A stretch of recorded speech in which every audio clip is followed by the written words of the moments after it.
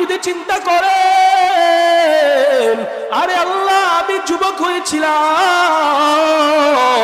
আমি আবার বৃদ্ধ হয়ে যাইব, বৃদ্ধ হওয়ার পর যদি বলেন আল্লাহ আমাকে একটু যুবক বানান, আমি আর একটু ইবাদত করে আমি আপনার নামাজ পড়ব, আমি আপনার রোজা রাখবো, আমি আপনার হজ করবো, যাকাত দিব, কোন গুনাহের মধ্যে আমি যাব না, কোন বান্দা যদি এটা চিন্তা করে, বৃদ্ধ হওয়ার পর এই সুযোগ আল্লাহ দিবেননি? যারা বলেন দিবেননি, আল্লাহ পাক দিবেন না। এই জন্য নবীজি জানায় দেয় উম্মত, যুবক বয়সের ইবাদত আল্লাহর কাছে কেন পছন্দনীয় জানো? এই যুবক বয়সে যে বান্দা আল্লাহর ইবাদত করবে, গুনাহের মধ্যে না যাইয়া আল্লাহর রাস্তায় সময় লাগাইবে, আল্লাহ নবী জানায় দেয় ওই বান্দাকেও কিয়ামতের ময়দানে আরশের নিচে ছায়া দান করবেন। সুবহানাল্লাহ। ভাই আমার কয়টা গেল? দুইটা। কয়টা?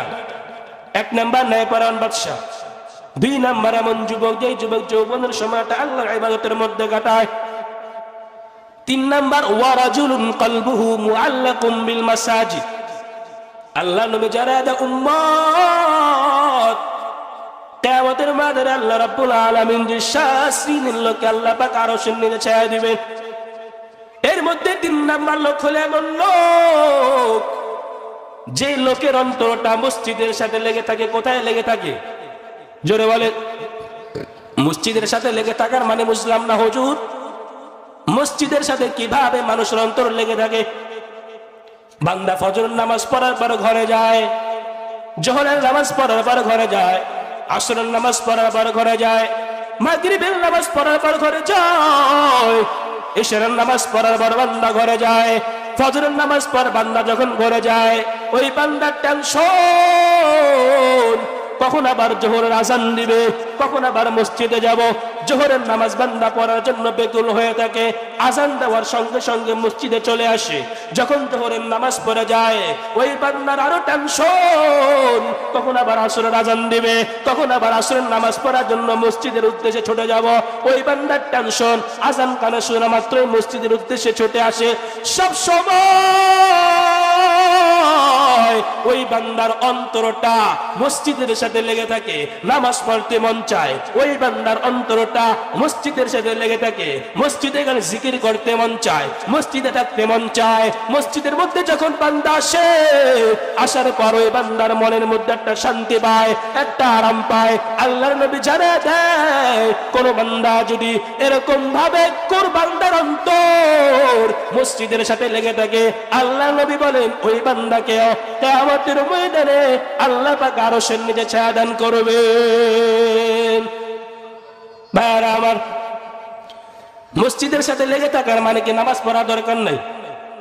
জোরে বলেন, নামাজ পড়া দরকার আছে না নাই?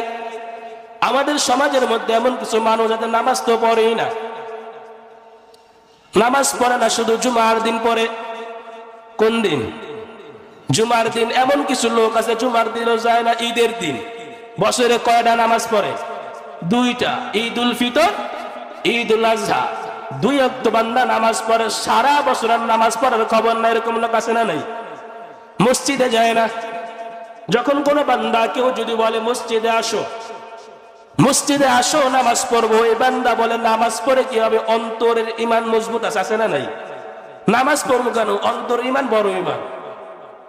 অন্তরে যে ঈমান আল্লাহ দিচ্ছে সেটা বড় ঈমান, সেটা মজবুত আছে। নামাজ না পড়লে চলবে, আছে না নাই? এরকম লোক আছে না নাই? দিলে ভরা অহংকার, চিহ্ন না আজ খোদার ঘর।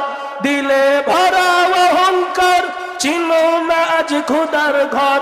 নামাজের লাগিয়া কি তোর মোটেও মায়া লাগি না? নামাজের লাগিয়া কি তোর মোটেও মায়া লাগে না? চিন্তা করে দেখো না কবরে কি যাইবা না? চিন্তা করে দেখো না কবরে কি যাইবা না? যে কবরে আল্লাহ ছাড়া বন্ধু কেহ থাকবে না, যে কবরে আল্লাহ ছাড়া বন্ধু কেহ থাকবে না।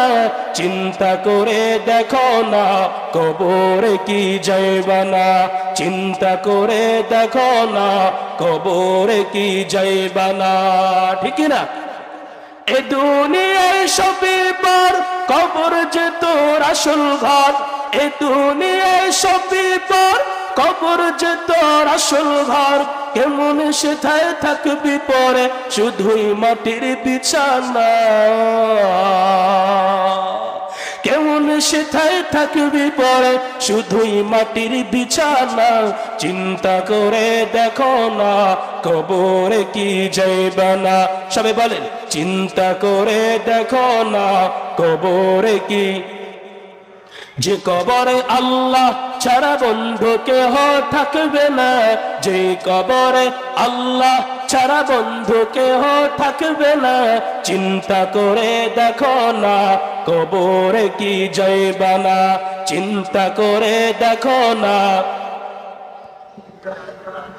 এ দুনিয়ায় সবই পর, কবর যে তোর আসল ঘর।